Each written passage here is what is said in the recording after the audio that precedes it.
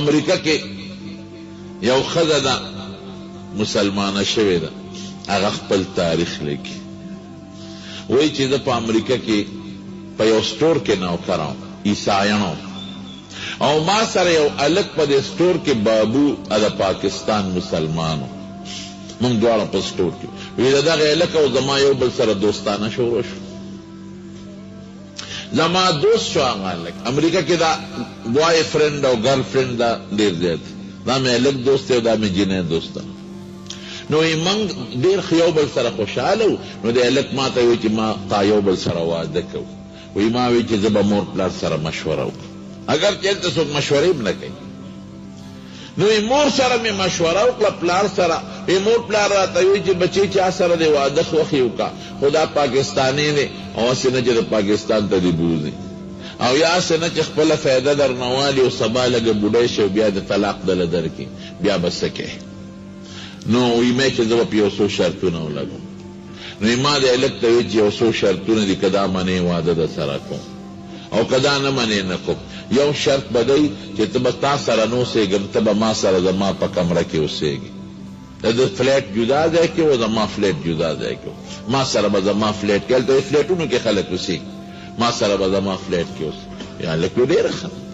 دویم شرط دا دی چې ستا به خپل مور پلار رونه رشته دارانو سره تعلقات ختمې، زما رشته دارانو سره به دې تعلقي. وایي هغه هلک وایي دا ما ته منظور ده. دریم شرط دا دی چې ته به ما ته دا نه وایې چې مسلمانه شه، زه به تا ته دا نه وایم چې عیسایي شه، ستا خپل دین زما خپل دین. خو زه به د اتوار پر ورځ خپلې ګرجې ته ځم، ما به بوځئ، ما به ګاډي کې بوځئ. ته مه کوه عبادت، زه به خپل عبادت کوم، په ما به دا پابندي نه لګوي چې ته ګرجې ته ولې ځې.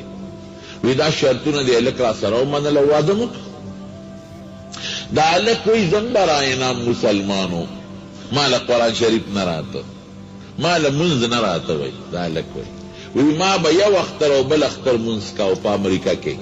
او جماعت به هم ډېر لرې و، هلته جماعتونه لرې وي. وایي زه به دې لمانځله به نه تلم، خو د اختر په لمانځه په بهانه به لاړم، د خپلو دوستانو سره به ملاقاتونه وکړل. نو وایي د اختر مونځ هم ماله نه راته، خو چې هغوی به ټیټېدل زه به هم ټیټ شوم، لاسونه به مې پورته کول، نه قرآن راته، نه مونځ، نه په مانځه پوهېدم. بس هسې براینه مسلمانو، د پلار مې مسلمان دی او مور مسلمانان. امریکا کې دا قسم مسلمانان ډېر دي. خو چې ما کله واده کو او زما خپل سامان دی جینۍ کره منتقل کو، نو ما سره یو قرآن شریف او پلار را کړی، په رومال کې تړلی، امې ځان سره وړی. وی یو ځل 3 کاله وی زما او د جینۍ یو بل سره تیر شو، او ډېر د مینې ژوند هم تیر شو. وی یو ځل زه د خپل کور ته رالم، د فلیټ ته. وی زما د ښځې خاطروب راوستی، دا کور یې صفا کړی، دا کمره.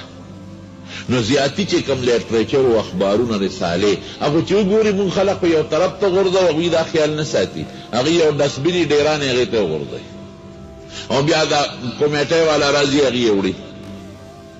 نو دې هغه کمره صفا کړې وه، زیاتي رسالې اخبارونه چې دا کم کتلي فالتو هغې لاندې غورځولي. نو ما هسې خپل شوکیس ته نظر شو، المارۍ ته، ویې قرآن شریف پکې نه و. نو ما دې ښځې نه تپوس وکړو چې ښځې دلته کې زما یو شی پروت و رومال کې تړلی. وایي ما ته یې وایي چې او تا نه کته دې 3 کاله کې تا ګوتې نه دي وروړی. نو ما فالتو څیزونه غورځول، نو ما وایي دا هم یو فالتو شی دی، نو ما لاندې ډسبیل ته ډېران ته غورځولی. نو دا هلک چې دا واورېده که نه، وروڼه ګورې مسلمان که ډېر ناقص مسلمان وي، خو د خپل خدای او د قرآن په بېعزتۍ او د پیغمبر په بېعزتۍ دله غوسه ورځي. دا ده که نه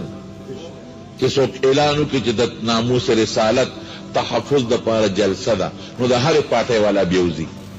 که څوک وایي چې هغه کلي کې د قرآن شریف بېعزتي وشوه، نو که چاله قرآن ورځي که نه ورځي، خو هر سړي کې جذبۍ کې دا ولې وشوه، داسې ده که نه؟ نو دا هلک چې دا خبره واورېده چې ښځه ما قرآن شریف ډېران ته پرېوه، دې په 4 یا 10 چت کې کمره ده، دا هغه ځای نه یو منډه په پوړو کوزېږي، او لاړه هغه ډېران لټۍ لټۍ قرآن شریف پکې راووت. چې راووت د خاورو دوړو ډک دی، هغه رومال یې ترې لرې کړ او څنډې او د سینې پورې ونیوه، او د هلک له جړا ورله خدایا زما د برکت نن زما قرآن ډیران کې پریوت دیو جاری برا روخت دا خدا پوی شوا چې دا څه ته موبایل دی او که څه قیمتي شی مې غورځولی دی نو د ښځې د هغې کلکۍ کې ورته ګوري چې زما دا خاوند دي دا څه شی دی چې دې بره راوخت دا ښځه ورله ورته غاړه وته وی خاوند سړیه ما معاف که زه معافي غواړم ما ستا مقدس کتاب غورځولی دی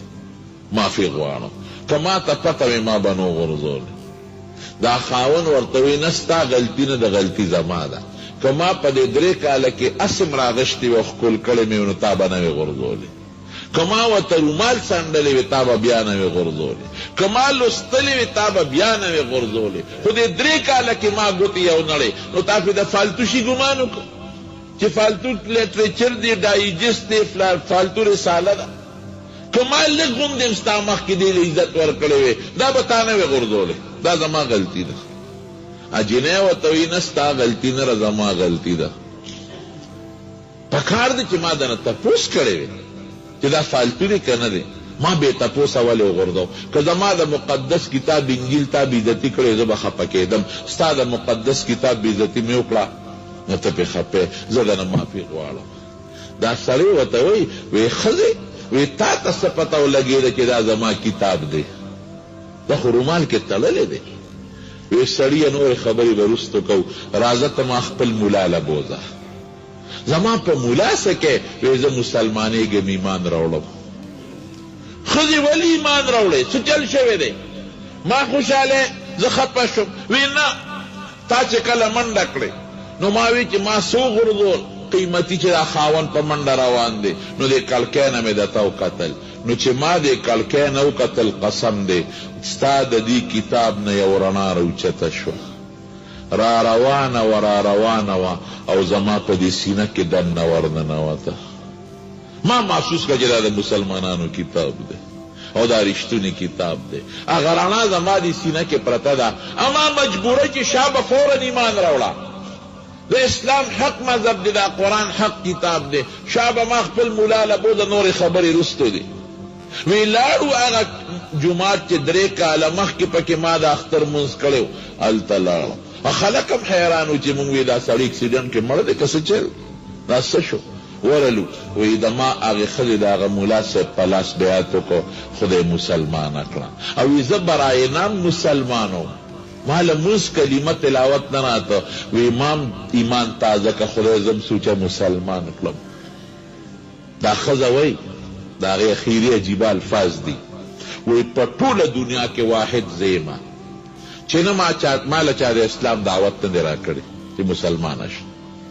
زه په اسلام په دعوت خفه کېدم نه ما د قرآن شریف ترجمه کتلی ده ټرانسلیشن نه مې اسلامي لټریچر کتلی دی نه مې چې تر د مسلمان ملا تقریر اورېدلی دی وی په ټول ورلډ کې په ټوله دنیا کې واحد زیم چې صرف د قرآن شریف په کتو خدای زه مسلمانه کړی یم ټکساس یو سټیټ دی په امریکا کې هغې ښځې ټرسټ جوړ کړی دی یو اسلامک ټرسټ هغه ښځه خدای د دې نه پس مسلمانه کړه د قرآن شریف حافظ هم ده او نن د قرآن شریف عالم هم ده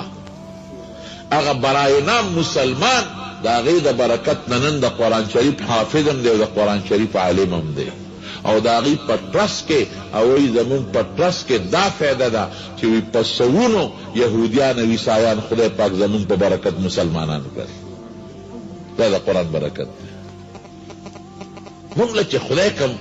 ومن يعظم شعائر الله فإنها من تقوى القلوب قرآن لویه نښه ده د قرآن عزت وکړي عزت د قرآن شریف دا هم دی چې ته رومال ته وکړې دیم عزت دی چې ته ښکل کې دیم عزت دی چې الماری والا جوړه کې دیم عزت دی چې ته ورته په خوشحاله نظر وګورې خو دی مقصد نه دی عزت ته ثواب پکې شته خو مقصد نه دی مقصد دا دی چې ته تلاوت وکړې مقصد دا دی چې ته په معنا ځان پوه کې مقصد دا دی چې د قرآن په مقصد ځان پوه کې ځان د قرآن حافظ کې عالم کې په ترجمه ځان پوه کې او عمل پوه کې قرآن شریف کې الله فرمایي وهذا کتاب دا یو کتاب دی انزلناه من نازل کړی دی مبارکون در برکت کتاب خلول برکت ثواب اسے قتل برکت ثواب المارے جوړول برکت ثواب سینې پوری نیول برکت ثواب تلاوت برکت ثواب حفظ دیو کدا برکت ثواب عمل برکت ثواب ایمان دی په قرآن راوړ برکت ثواب فتبعوه الله وی دې تابعداري وکړه او زمانه ویریږي زبر باندې رحم وکم نو قرآن ډیر د برکت کتاب ډیر د عزت او د خیر کتاب دو نعمتونه موږ له الله راکړي چې دا په مقدس مکه د چا نشته یو د قرآن په شکل کې لوی نعمت یو د رسول الله مبارک په شکل کې لوی نعمت د بل څه نشته انبیا ټول ګلونه دي ګلونه انبیا ټول د هدایت رڼاګانې دي رڼاګانې خو د حضور پاک مرتبه په ټولو کې اوچته کتابونه د قرآن شریف د علاوه چې کوم اصلي شکل کې الله نازل کړي دي ټول د هدایت رڼاګانې دي خو د قرآن په شان بل نشته دا نعمت موږ له الله راکړي دې نعمت قدر وکړو پر خپلو بچو وایي څومره خوان کوي دا ماشومان بچي چې نن ختمونه دي څومره خوان کوي دا ماشومان په دې پوچینه خوله به لګي او تلاوت به کوي که پلار او مور جمدي وي ثواب او که پلار او مور انسان نمري نو قبر کې به پته لګېږي بیا مخکې ورځو کې یو 2 کاله 3 وشو تقریبا د چا بوتلم یو ماشوم دی زما خورایې دی وی حافظ شوی دی اخیري صورتونه ورته ووایه زه ورسره لاړم یاره ډېر ماشوم بچی لکه دا مخکې چې ما ته ناستې پټېنې بچې مې ده حفظ وکوي او حیران شو به تره کوټې بچې وی د پلار مړ دی او مور یې مړه ده یتیم دی وی د مور چې کله مړه کېده نو دا ماشوم یې راونیو دې سینې پورې یې ونیو او دې رشتہ دارانو ته وی چې زما یو وصیت دی به پوره کوئ که زه جمع دی نو ما په دې بچي قرآن یاد او حافظ مې جوړو خو زه مرم او ځن کدن مې دی نو دا زما وصیت دی چې زما دا بچي به حافظ کوي چې دې قرآن یاد کړي مور یې مړه شوه غریب ارمان کې لاړ نو یې موږ اقا څلوېښتۍ نه پس راونیوه او یو حافظ ته م کېنو چې دته قرآن یاد کړه هر څنګه چې خواري ورسره وکړه چې دې قرآن یاد کړي وی عجیبه دا ده نن یې د مور کال دی یو کال پوره شو نن یې د کال ورځ ده او نن دته خدای قرآن هم یاد کړ ګوره تمنا ارمان مدد خو الله کوي بیا ما وی بچي اوس به دا مهرباني کې چې ته به ځې او د مور د قبر خوا کې به دې کښېنې او تلاوت د قرآن شریف به کوې د مور د هغه ارمان ورجېږي د دې سیس پته به په قیامت کې په قبر کې درته لګي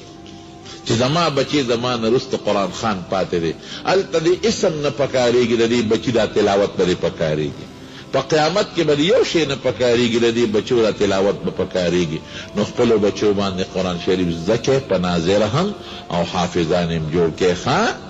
دې کې ستاسو فایده ده او تاسو له خدای پاک شته ښکلی عالم دی مولانا اظهرنوس صاحب عالم دی موږ سره دوره حدیث کړی او شکر دی د قرآن شریف ډېر لوی خدمت کې څومره مخکې اوس دا ګڼ کسان دې فارغ شو دله د سره همت وکړې دله حوصله ورکړې حوصله وله ورکړې او خپل بچي ورته کښېنوې او د سره مینه وکړې چې دې نور هم خواري وکړي ستاسو بچو سره ادب هم ثواب کېږي ستاسو هم کېږي